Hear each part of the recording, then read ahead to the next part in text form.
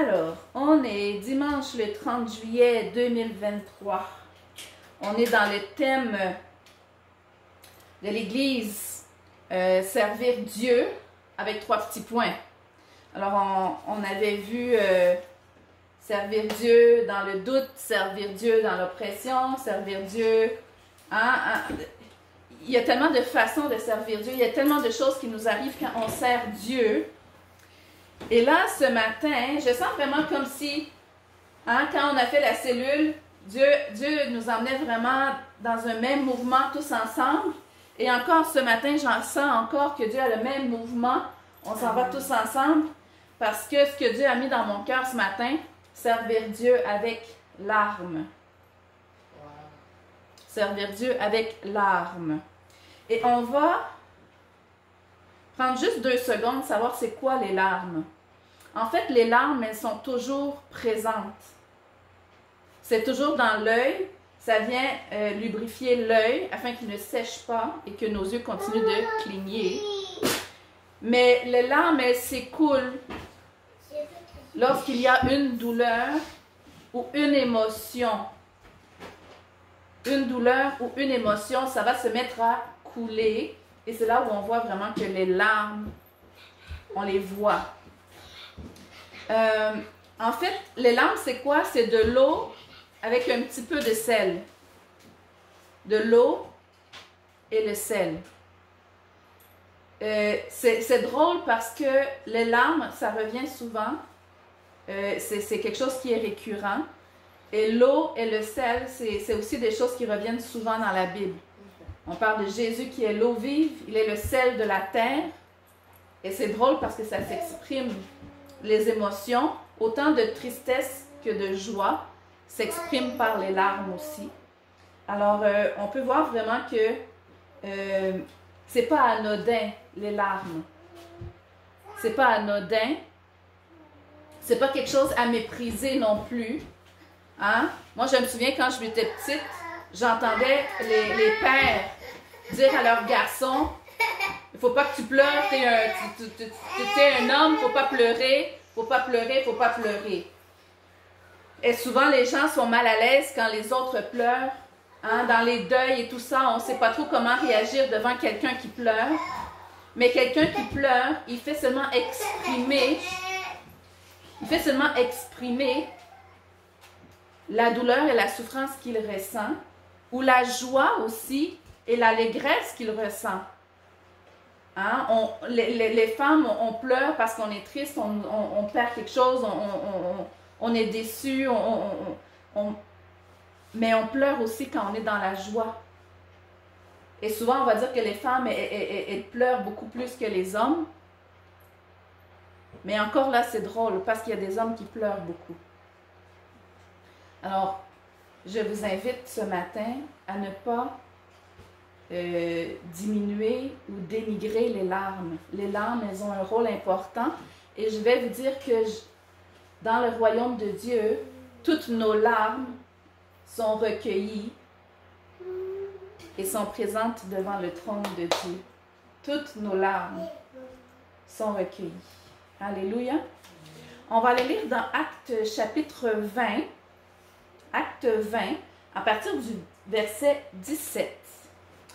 Et là, on va se rendre compte que c'est l'apôtre Paul qui prend congé des anciens d'Éphèse. Alors, il était à Milet et il a envoyé chercher les anciens de l'église d'Éphèse. Et lorsqu'ils furent arrivés, il leur dit: « Vous savez de quelle manière, depuis le premier jour où je suis entré en Asie, je me suis sans cesse conduit avec vous. » Et là, écoutez bien. « Servant le Seigneur en toute humilité, avec larmes et au milieu des épreuves que me suscitaient les embûches. » De qui? Des païens? Non, des Juifs. Au verset combien? Là, on est au verset 19. Acte 20, verset 19. Servant le Seigneur en toute humilité, avec larmes et au milieu des épreuves. Voilà. L'apôtre Paul. a servi Dieu, servi le Seigneur avec larmes. Alors, ce qui est arrivé aux héros de la foi qu'on nous présente dans la Bible, ce qui arrive à nos frères et nos sœurs parmi toute la terre, nous arrive à nous aussi. Alors, servir le Seigneur avec larmes. Et il continue au verset 20. Il dit, « Vous savez que je n'ai rien caché de ce qui vous était utile et que je n'ai pas craint de vous prêcher et de vous enseigner publiquement et dans les maisons, annonçant aux Juifs et aux Grecs la repentance envers Dieu et la foi en notre Seigneur Jésus-Christ. » Et là, on continue au verset 22. « Et maintenant, voici, lié par l'Esprit, pauvre Paul, je vais à Jérusalem, ne sachant pas ce qui m'y arrivera. Seulement, de ville en ville, l'Esprit Saint m'avertit que des liens et des tribulations m'attendent. L'Esprit Saint m'avertit que des liens et des tribulations m'attendent.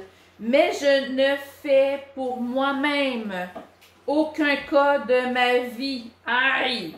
Est-ce qu'on est rendu là, bien-aimés? Je ne fais aucun cas de ma vie comme si elle m'était précieuse, pourvu que j'accomplisse ma course avec joie.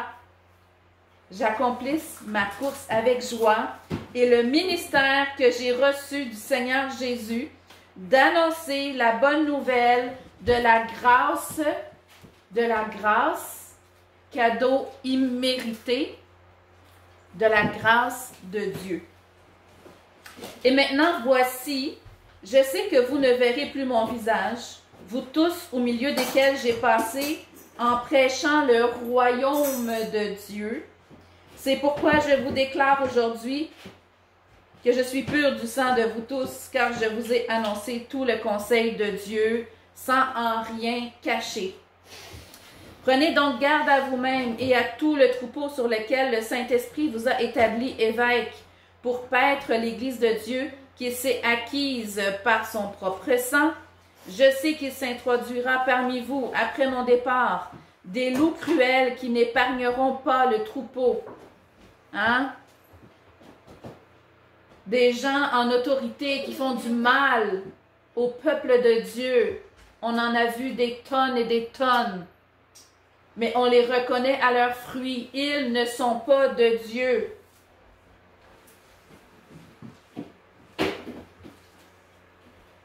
Il s'élèvera du milieu de vous des hommes qui enseigneront des choses pernicieuses pour entraîner les disciples après eux. Écoutez-les pas.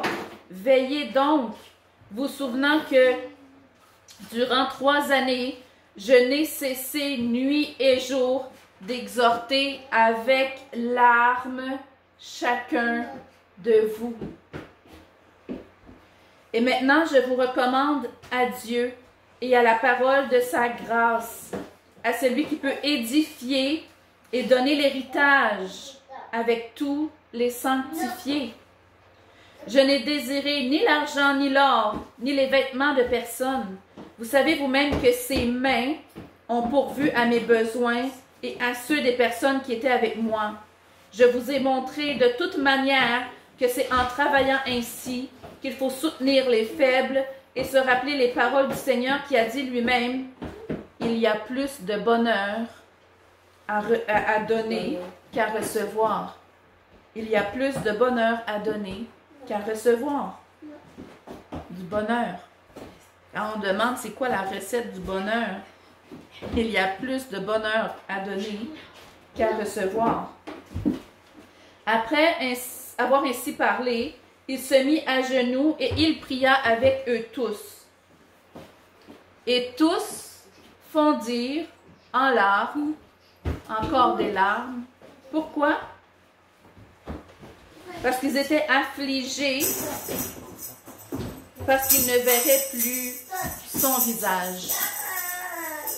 Ils étaient affligés parce qu'ils ne verraient plus son visage. Et c'est pourquoi ils se sont jetés à son cou, ils l'ont embrassé et l'ont laissé partir. en l'accompagnant jusqu'à son navire. Alors, les larmes reviennent beaucoup dans ce chapitre d'Actes, chapitre 20. Et là, j'aimerais vraiment qu'on comprenne quelque chose. Il dit, « Je n'ai rien caché de ce qui vous était utile, et je n'ai pas craint de vous prêcher, de vous enseigner, publiquement et dans les maisons. » Et il dit, « Je ne fais pour moi-même aucun cas de ma vie comme si elle m'était précieuse, pourvu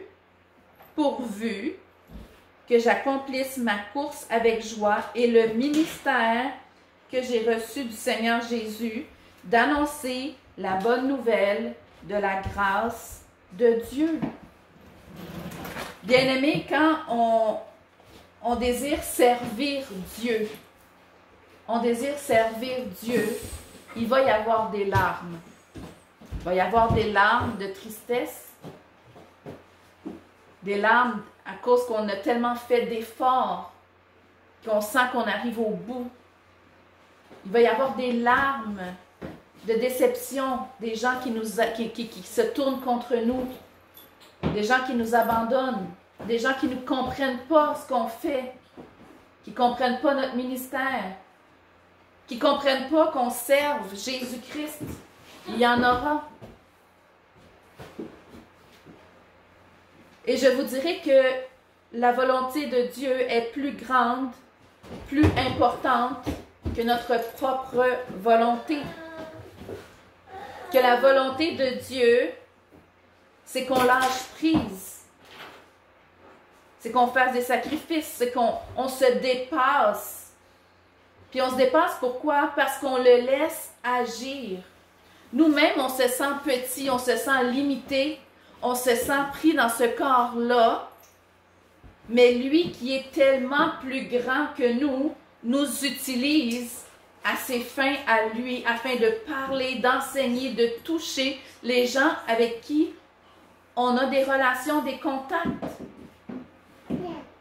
Ce corps-là,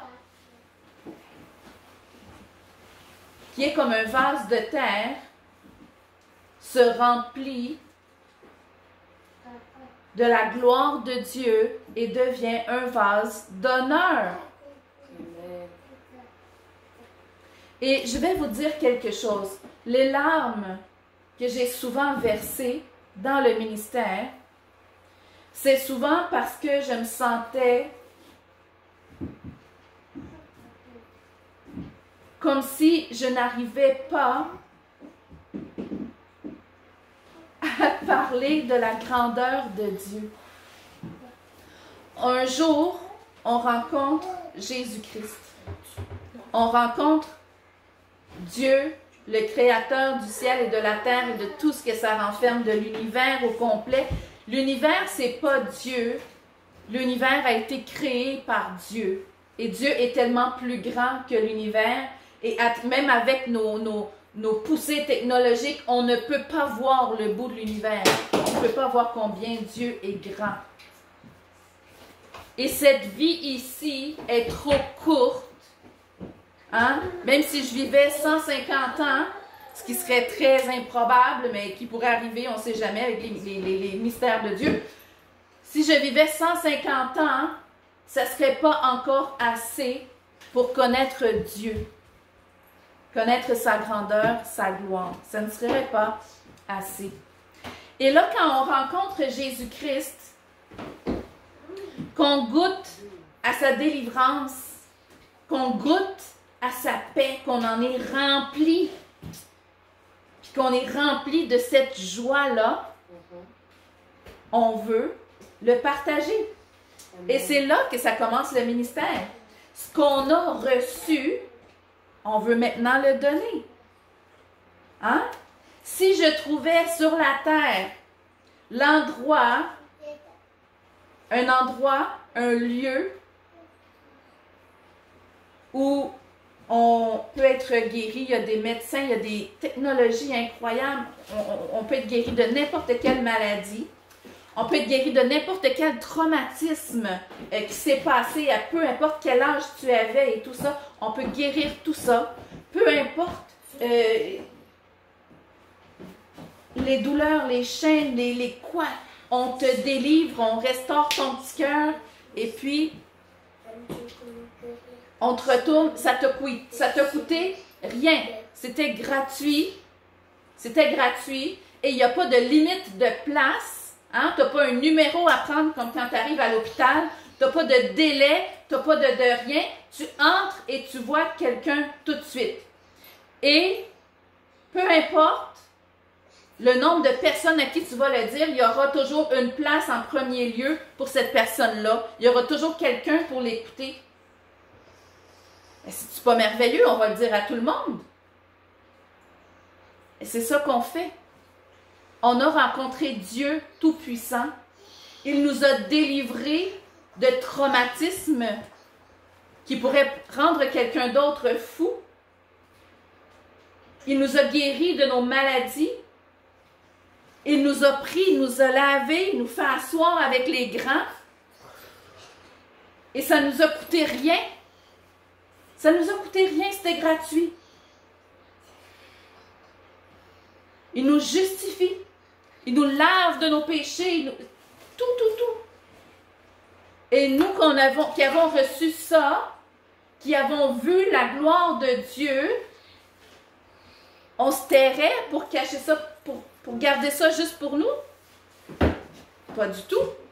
On veut partager. Et c'est ça, servir Dieu. C'est partager ce que Dieu a fait dans nos vies, puis dire, tu as de l'espoir si tu crois seulement. Crois seulement. Et c'est ça qu'il nous demande. Qu'est-ce que ça nous coûte monétairement? Zéro. Qu'est-ce que ça nous coûte émotionnellement? Zéro. Qu'est-ce que ça nous coûte? Zéro. Zéro. C'est gratuit. La grâce de Dieu, c'est gratuit. Le salut de Dieu, c'est lui qui l'a payé. Pour nous, c'est gratuit. Il dit, venez acheter sans argent. On va auprès de Dieu acheter sans argent. Sans argent.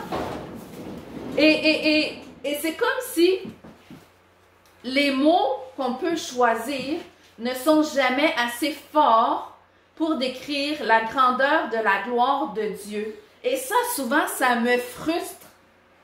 Parce que j'essaie de dire à quel point sa joie est immense. Juste la joie que Dieu nous donne. C'est tellement immense. Et c'est dur à comprendre. C'est dur de te faire comprendre. Si tu n'y as pas goûté. La paix de Dieu qui est dans mon cœur. Le fait que si j'ai Dieu, rien ne peut me manquer. Rien ne peut me manquer.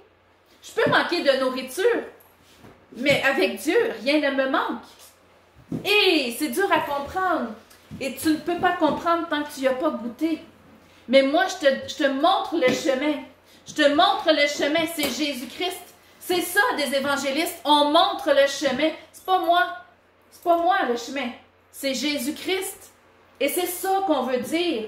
Servir Dieu, c'est essayer de faire comprendre à tous ceux qu'on croise, à tous ceux qu'on aime, que ce Dieu-là,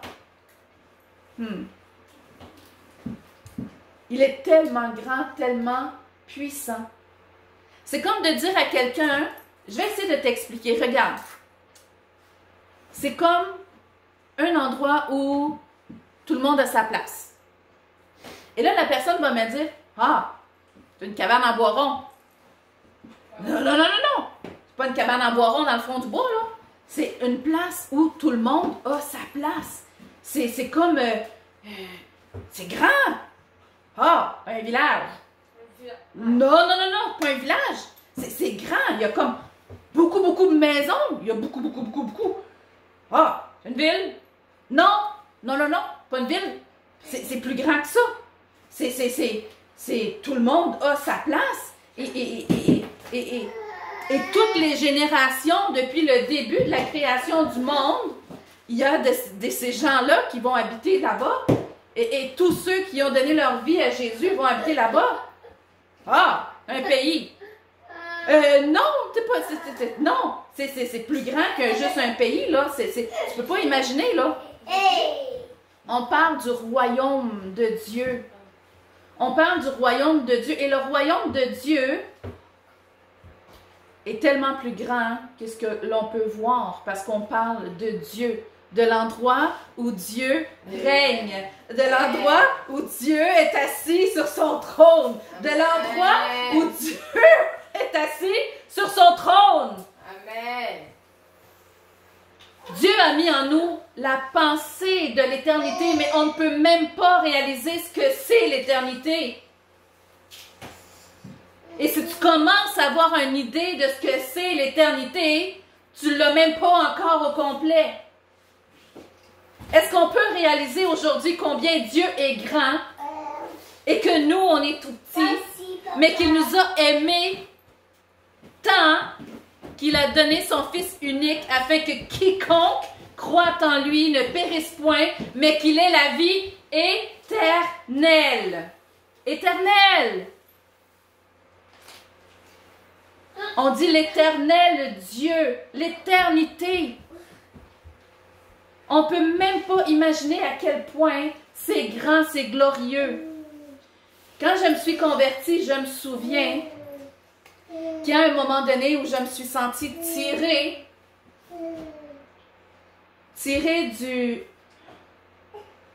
du tunnel noir dans lequel j'étais pris depuis tellement d'années que je ne me souviens pas quand j'avais l'impression d'avoir jamais respiré. Et quand je me suis ramassée devant cette lumière-là, j'ai pris mon premier souffle et je fais... La vie était entrée en moi. Amen. Mais comment essayer de te faire comprendre si tu n'étais pas là? Tu ne peux pas imaginer la grandeur de mon amour, de ma reconnaissance parce que tu n'étais pas là. Mais je sais que Dieu a un plan pour ta vie, pour chacune de vos vies, et qu'il peut faire encore plus dans la tienne que dans la mienne. Et je te dis que ce qu'il a fait dans ma vie, c'est grand. C'est très, très grand. C'est immense, c'est géant, ce qu'il a fait dans ma vie. Alors, la rencontre qu'on a eue, qui a bouleversé notre vie, qui a fait qu'il y a un avant et après Jésus-Christ. Comme l'histoire du monde, il y a un avant et après Jésus-Christ. Il y a ça dans ta vie.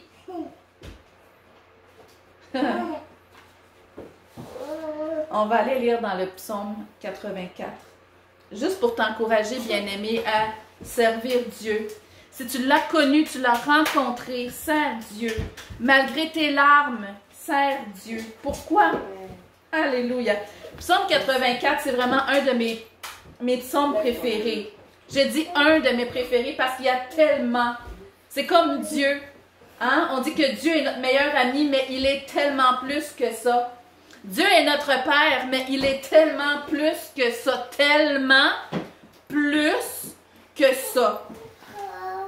Ça dit, Alléluia. On va lire à partir du verset 5. Tout le verset 84 est beau. Mais on va lire à partir du verset 5. Heureux ceux qui habitent ta maison. Ils peuvent te célébrer encore. Alléluia. Heureux ceux qui placent en toi leur appui. Ils trouvent, et là c'est le verset que je veux vraiment qu'on lise. Ils trouvent dans leur cœur des chemins tout tracés. Et lorsqu'ils traversent la vallée de Baca, la vallée de Baca, c'est la vallée des larmes. Quand ils traversent la vallée des larmes, qu'est-ce qu'ils font? Ils la transforment en un lieu plein de sources.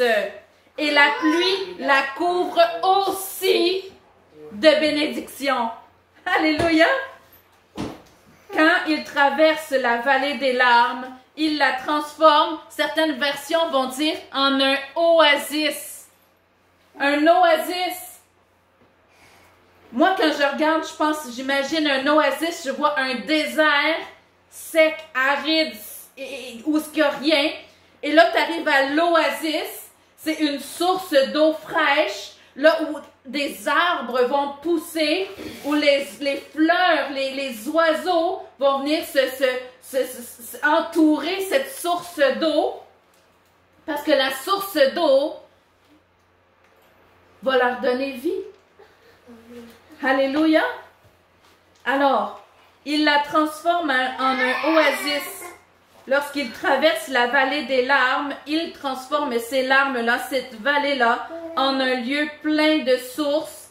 Et la pluie de Dieu la couvre aussi de bénédictions. Verset 8 va dire, leur force augmente pendant la marche et ils se présentent devant Dieu à Sion. Oh, alléluia. Se présenter devant Dieu, se présenter devant Dieu, c'est l'aboutissement d'une vie réussie. C'est l'aboutissement d'une vie aussi ratée, parce qu'un jour, on va tous se présenter devant Dieu. On va tous se présenter devant Dieu. Ceux qui croient et ceux qui ont refusé de croire. Tous vont se présenter devant Dieu.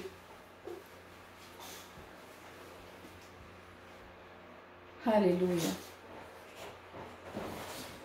Alléluia. Mais qu'est-ce qui arrive quand on sert Dieu avec larmes? Nos larmes vont se transformer en oasis. Alléluia, bien-aimé, mets ça dans ta tête. Quand tu sers Dieu et que tu pleures, ces larmes-là se ramassent en oasis. Et la bénédiction, la pluie de Dieu va venir arroser ça encore plus. Alors, n'aie pas peur des larmes. N'aie pas peur de lâcher prise. N'aie pas peur des sacrifices. N'aie pas peur de te dépasser.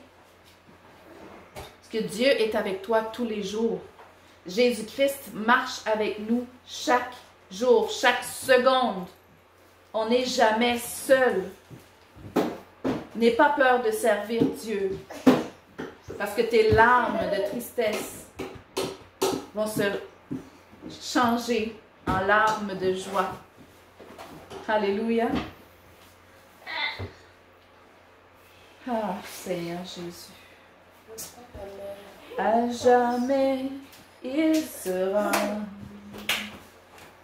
l'agneau sur le trône. Je fléchis les genoux pour t'adorer, toi seul. Jésus, je veux chanter la gloire du ressuscité.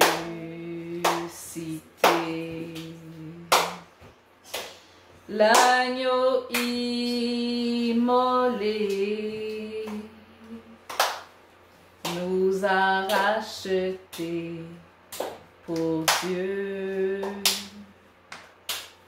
À jamais il sera, à jamais il sera l'agneau sur le trône, l'agneau sur le trône.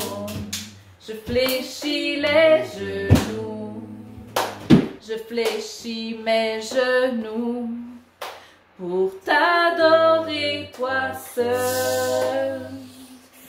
Seigneur, te servir, c'est une joie. Te servir, même si on abandonne certaines choses, ce n'est rien à comparer à ce qu'on gagne. Ce n'est rien à comparer à l'éternité qu'on va passer avec toi. Ce n'est rien avec la joie d'être chaque jour avec toi, de marcher avec toi, de parler avec toi, d'écouter tes conseils, ta sagesse. Il n'y a rien qui peut se comparer à te servir. Que ce soit avec l'âme ou que ce soit avec la foi, te servir. Il n'y a rien de pareil, il n'y a rien qui se rapproche. Je te bénis dans le nom de Jésus. Sois béni dans le nom de Jésus. Amen.